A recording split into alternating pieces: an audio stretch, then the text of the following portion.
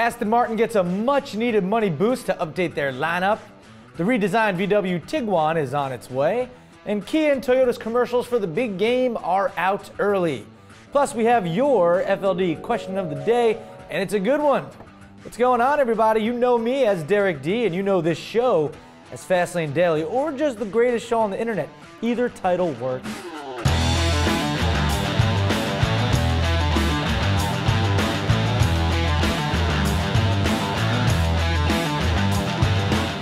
So, how was your birthday yesterday, Erica? Good? Awesome. Yeah. Did you go climbing at Brooklyn Boulders and Buddies Academy? Oh, you know it. Nice. All right.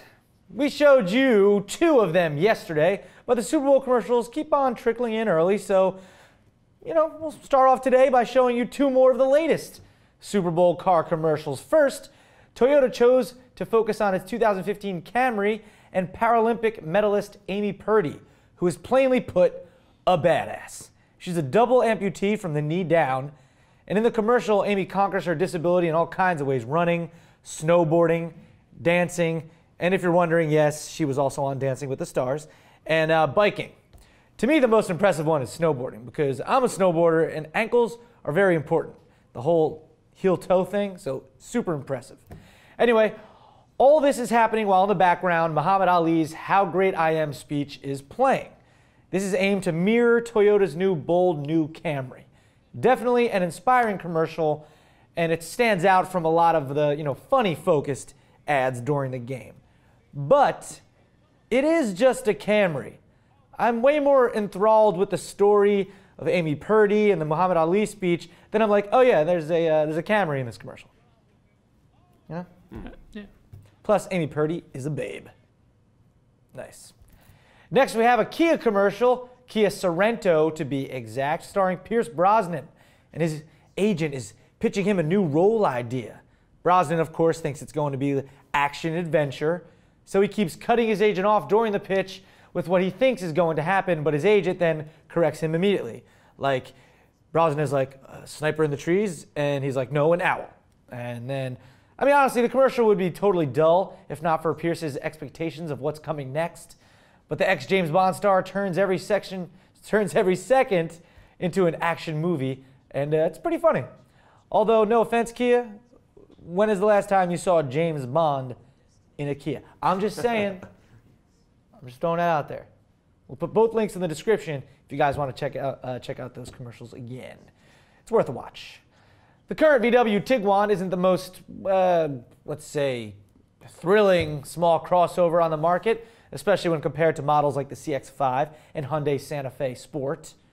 So with all this crossover craze going on, it's very important VW knock one out of the park, as they say, with the redesign for 2016.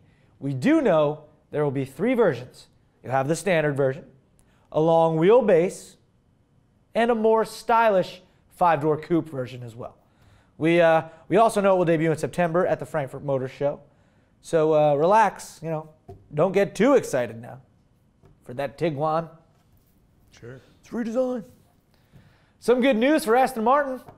The UK automaker just locked in more money from their owners, Invest Industrial SPA, to revitalize and add on to its lineup. It was no secret that the current crop of cars were aging a little bit, but all while still being some of the sexiest cars on the road, I might add.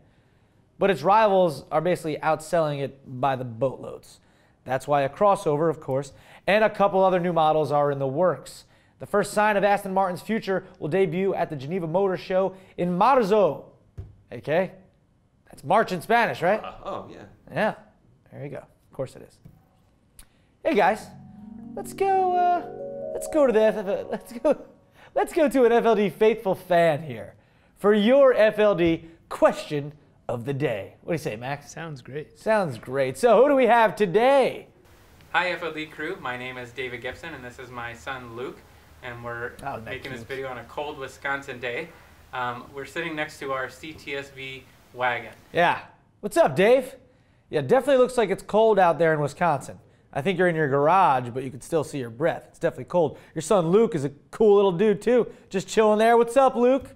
What's going on? He'll be a fan of the show one day, I'm sure. So you got that CTSV wagon there. Now I know what you're going to do with that car, but why don't you tell the audience? And I considered it a privilege to have been able to own this car. It's such an awesome car. But we're actually going to turn over the keys tomorrow to its new owner. Yeah, that's right. He'll be turning over the keys to its new owner, so he's selling it. Dave also said in his email, it's been fun, but living where he does, he only gets to drive it about 8 months out of the year. His family's growing, and it only has 7,500 miles on it in 3 years. So that's like nothing.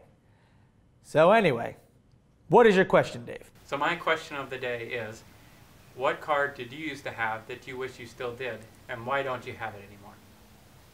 Let me know what you think. Appreciate everything you do for the show. Love it. Keep it great. Nice. Thanks. That's a great question, man. Really good. You asked, what car did you have that you wish you still had, and why don't you have it anymore? Well, if you're talking directly to me, Dave, personally, it's my 2009 Pontiac Solstice Coupe GXP. Ah, yes, the hardtop Solstice, not the convertible. Although it was a target top, you could take the top off of it and put it somewhere. It actually didn't fit in the trunk, which was kind of a design flaw. But anyway, I loved that car. A lot of you FLD fans know that. We did a special episode from the assembly plant in Wilmington, Delaware, and I drove that car off the line at the factory. AK was there. You actually let me drive the car once. Do you remember that? Yeah, absolutely. It's a very fun car. And just being there and driving it off the line was awesome. And we actually, that is an episode as well. My VIN was number 2. Yeah, the first one went back to GM. I got the first one ever off the line that went to the public. The people who worked on it signed the car under the hood and in the door panels. It's such a unique car. I'm forever attached to it. But here's why I don't have it anymore. I was paying just over $500 a month for that car. A rear-wheel drive sports car that only fit one other person besides myself. And I live in a place where it snows. So bottom line, it just wasn't practical. If I could have afforded to garage it and buy something else, trust me, I sure would have, but I couldn't.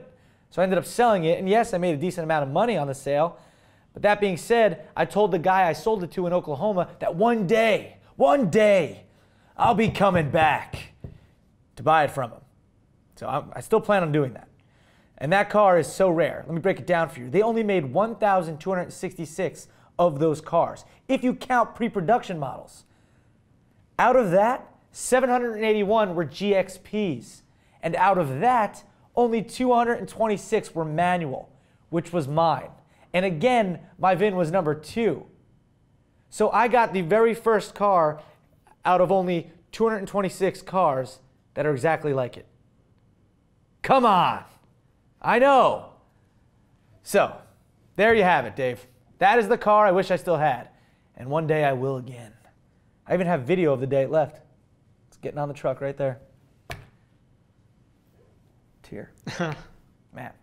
Well, there you go. So what do you guys think? Weigh in on Dave's question using hashtag FLDQ of the D. And you could send in your own. Shoot a video of yourself like Dave did and send it to, what is it? tips@FastLaneDaily.com. That's exactly it. And we prefer a YouTube link.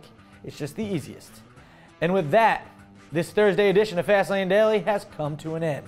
I'm Derek D. Thanks for watching, everybody. And I will see you tomorrow, which is what, Erica? Friday. 2 days after your birthday. Yeah. It's your birthday weekend. Yeah. Oh, that's what I'm talking about. Yeah, she's going to be like, what up? The dude that bought it for me in Oklahoma already had a black Solstice hardtop convertible, automatic, not GXP.